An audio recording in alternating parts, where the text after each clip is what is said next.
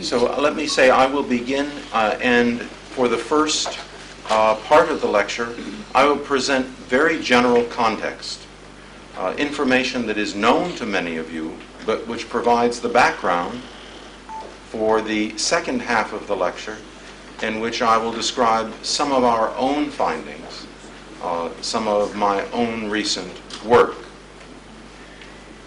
And I will begin by drawing upon a wonderful public lecture I heard given about 5 or 6 years ago by Sir Paul Nurse, a Nobel laureate in medicine and physiology. The title of the lecture by Paul Nurse was Great Ideas in Biology. Most of us think of physics as the science of ideas, and biology as being descriptive.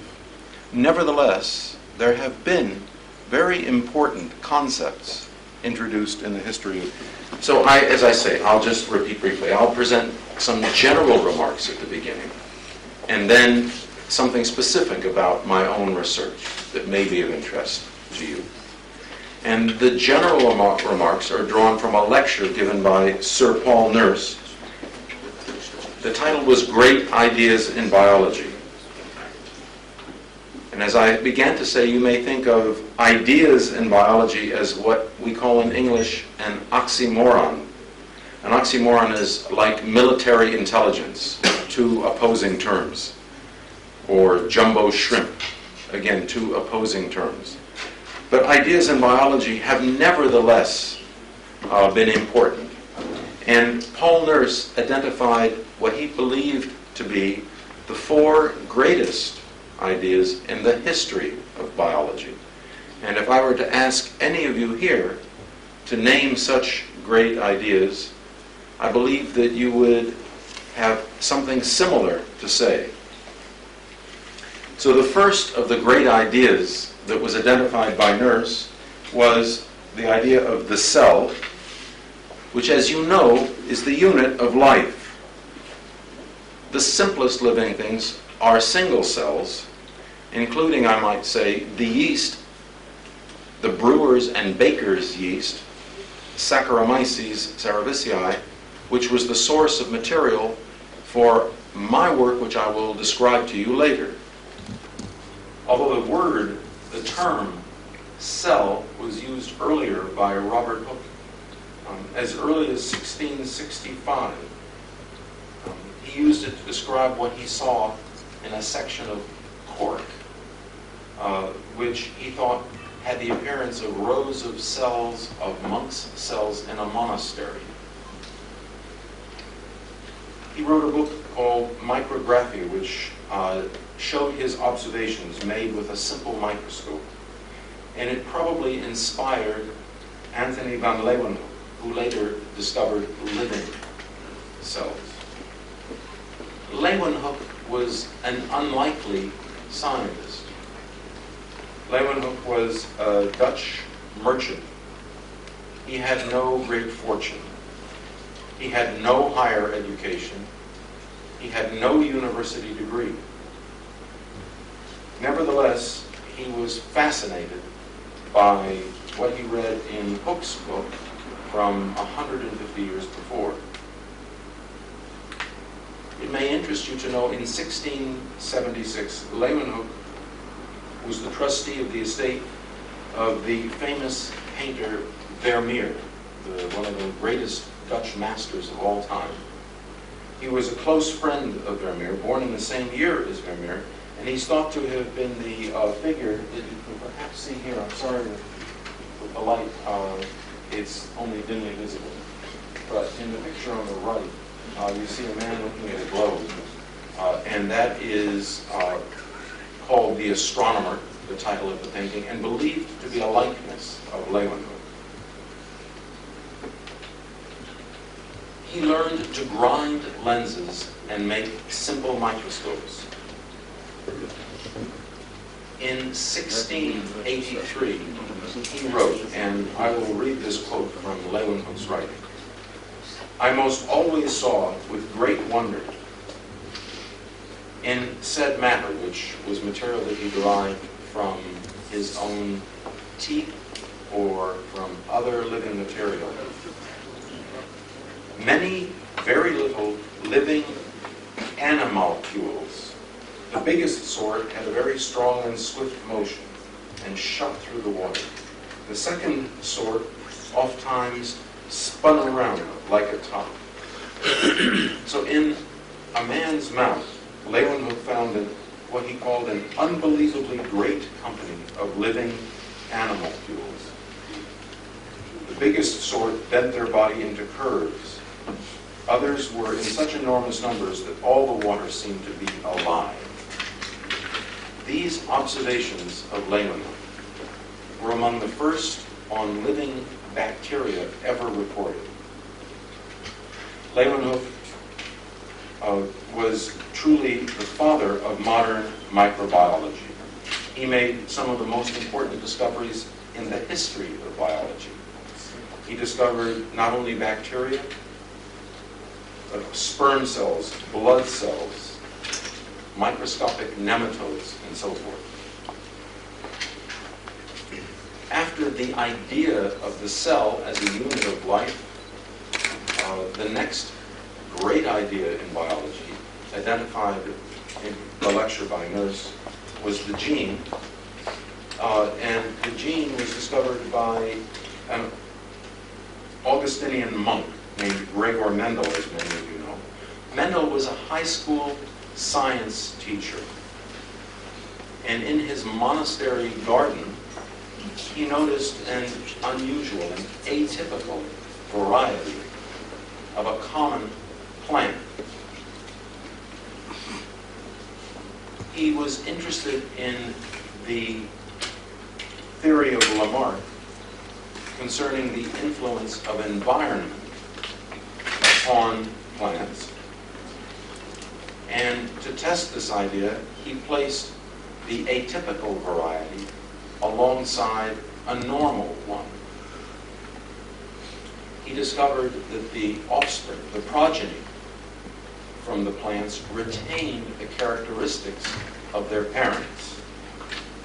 They were not influenced by the environment, contrary to the views of Lamarck. So this experiment of Mendel gave rise to the idea of heredity, and then more particularly to the idea of the gene. Mendel went on to show in more detail that traits were inherited in certain numerical ratios. This led him to discover the basic laws of heredity. First of all, hereditary factors, as he called them, and which we now call genes, do not combine. They remain distinct from one another. Each parent transmits only half of his or her hereditary factors to each offspring. Different offspring of the same parents receive different sets of hereditary factors.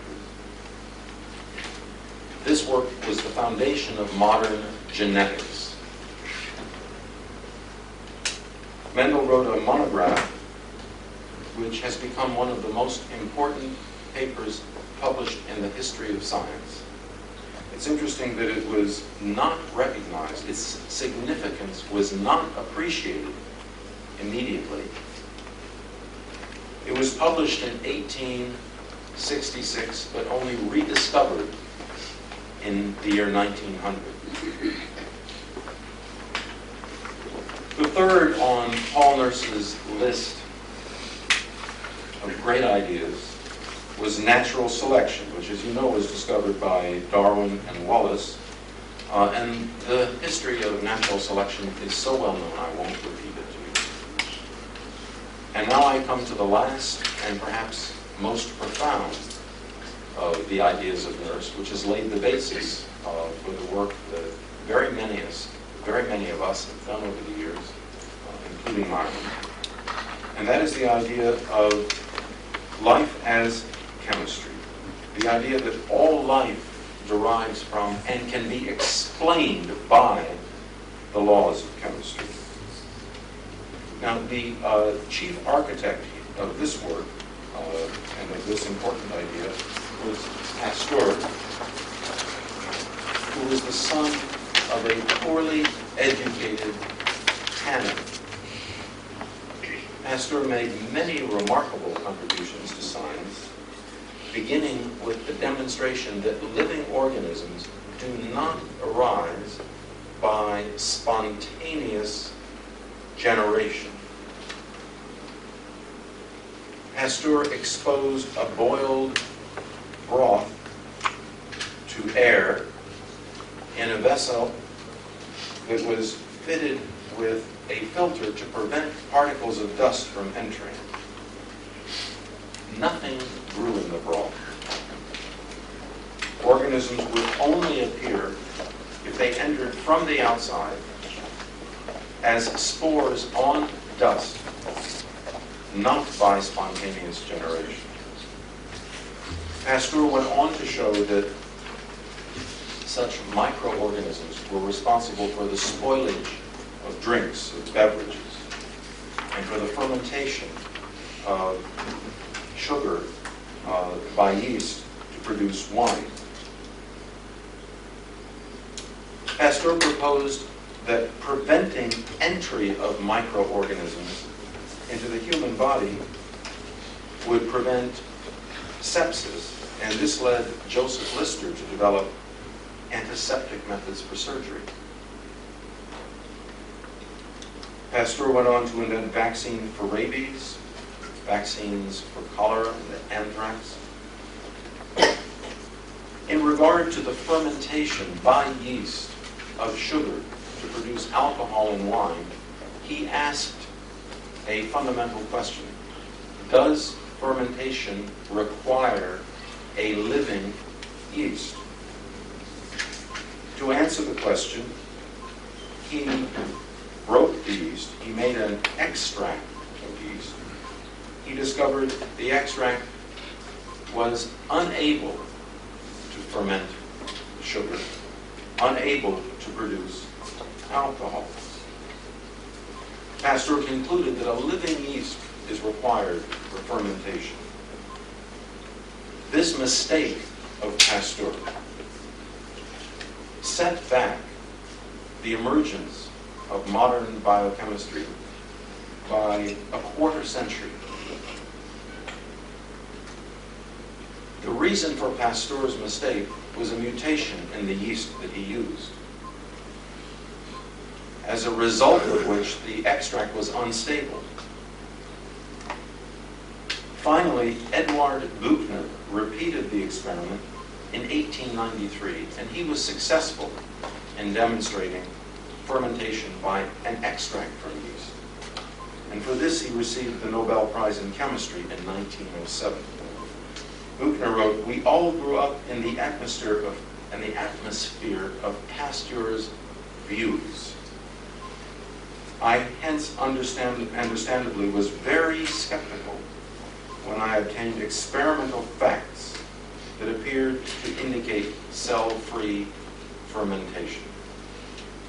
So what Buchner then discovered was that molecules within cells that we now know as enzymes, and not living yeast, possess or are responsible for what for many centuries was termed the vital force, the living force. It is the capacity of enzymes as catalysts to give rise to every aspect of living things. Now, my own research relates two of Nurse's four great ideas. It relates genes, discovered by Mendel, to life as chemistry, which emerged, as I have told you, from the work of Pasteur and Buchner and others. So my own work concerns what you may call genetic chemistry. Genes, as you know, direct the formation and direct all activities of living things. You are furthermore aware every cell in every living organism contains a complete set of genes. It is which particular subset of genes that is active or that is used in a particular cell that determines whether it becomes, in a human, a nerve cell, muscle, blood, or other types. So the goal of my research and that of many others for the last 30, perhaps as long as 40 years, has been to understand how the controlled use of genetic information is accomplished. The practical implications of understanding this important aspect of life are, I'm sure, obvious to you. All infectious disease entails genetic control. Cancer, of course, results from a breakdown of genetic control. And therapies require intervention in genetic control. The current interest in stem cells for replacement of damaged or diseased tissues depends upon our capacity to exert genetic control. Now, in order to use the information that resides in our genes, of course, it must be read or copied. My own work has revealed some of the principles by which genetic information is utilized in this way. As you know, genes reside in long, thin molecules of DNA. And perhaps you can see here symbolized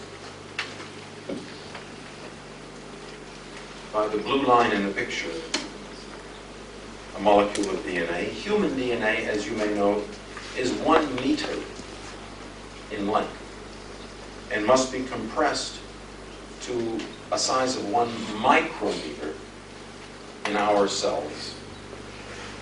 Now, such compression might be accomplished in a straightforward manner by spooling, by wrapping, as we do thread around a spool or yarn in a ball.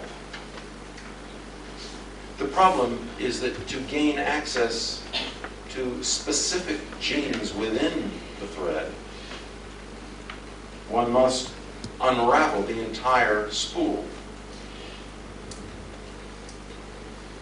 This problem has been solved by nature through the use of not one giant spool, but rather by the use of many small spools. You may call them mini spools.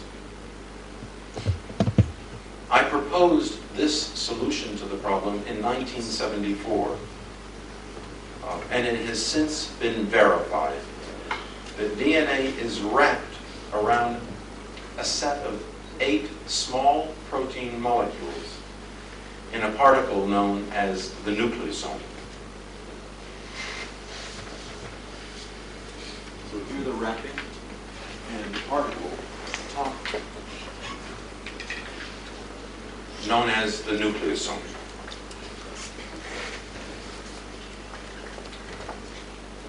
A million of these small spools or particles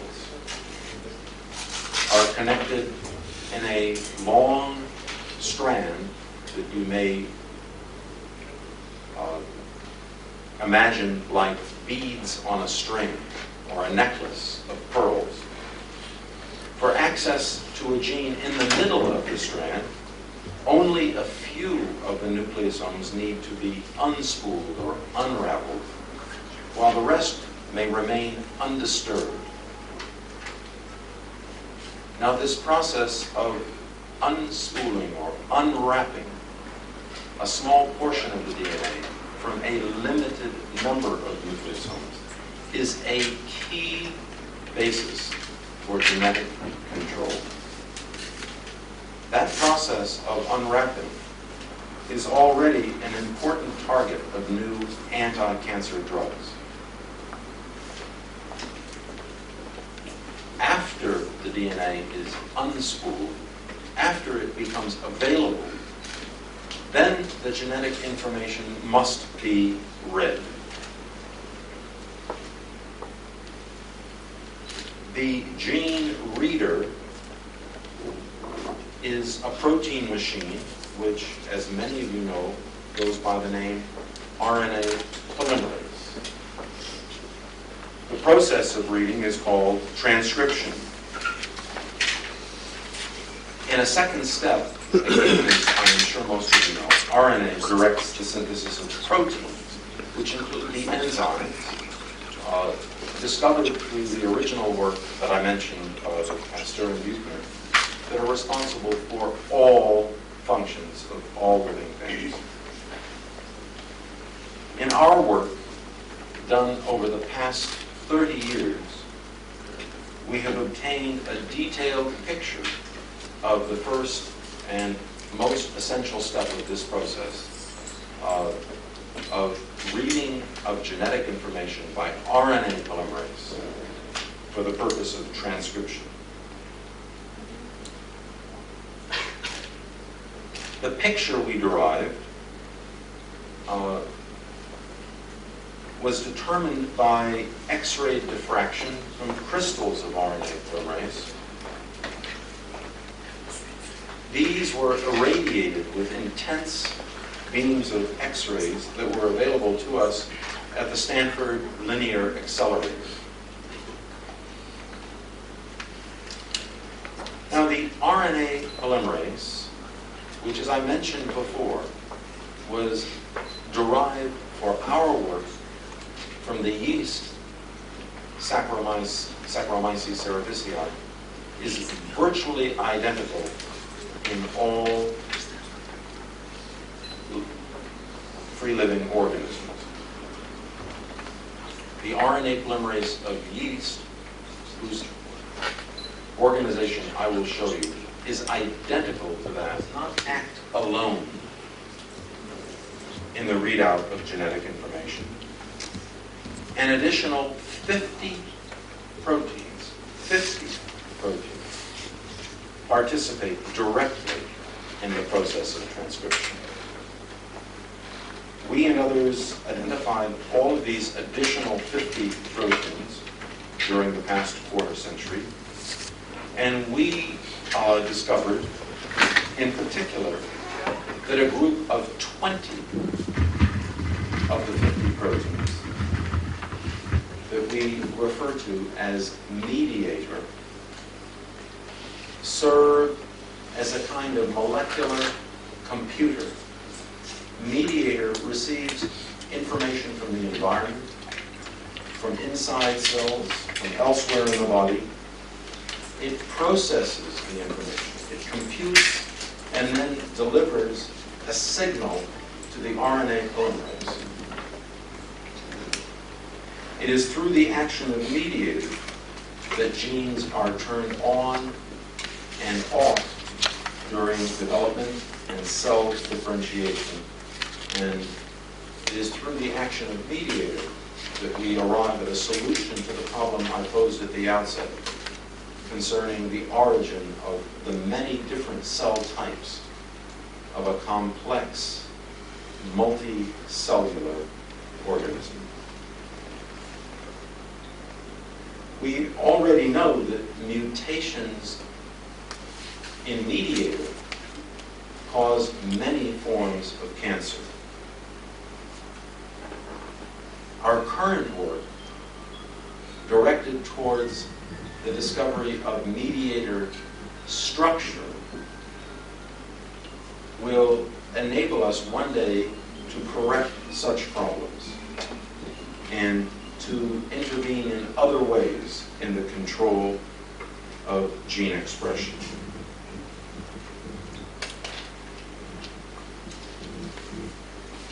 I will conclude with just a brief comment on the significance of basic research of the sort that I have described. It has been remarked that we know 1% of all that there is to learn about the human body. In truth, we know far less. But consider how great have been the benefits to human health as well as economic benefits from the little bit of information that we know. And imagine how great would be the benefits of knowing the remaining 99%. That is an undertaking in which I hope all of you will join me, and in which scientists around the world must be engaged. I thank you for your attention. Thank you.